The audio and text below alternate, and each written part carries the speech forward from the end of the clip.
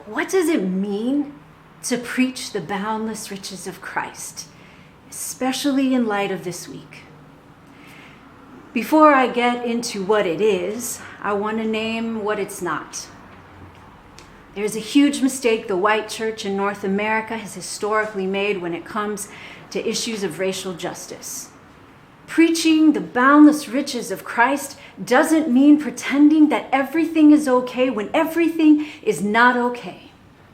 It is not okay when a black man goes out for a run and never makes it back home because white supremacy is still rampant and raging in the streets of our cities.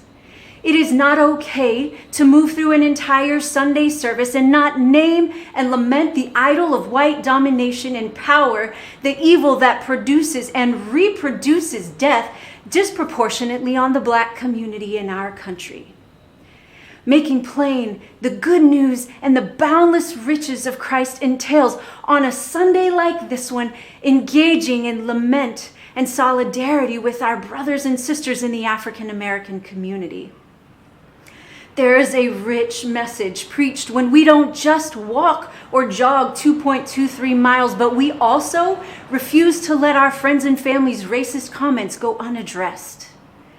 Silence is permission and complicity, and as Dr. King stated it so poignantly, silence is betrayal. Let's be reminded and convicted of his statement that in the end, we will remember not the words of our enemies, but the silence of our friends.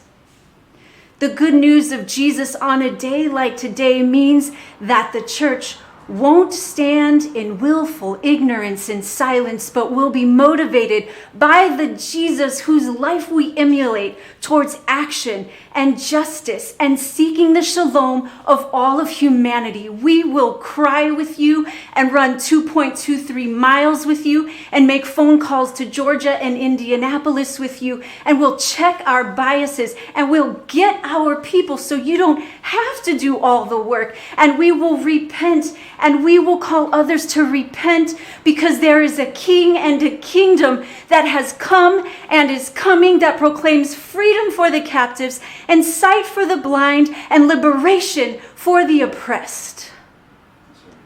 This is the good news of the kingdom, and in it there are boundless riches for all of humanity.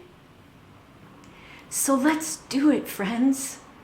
Let's be on mission as the church and preach the boundless riches of Christ with our words and with our actions.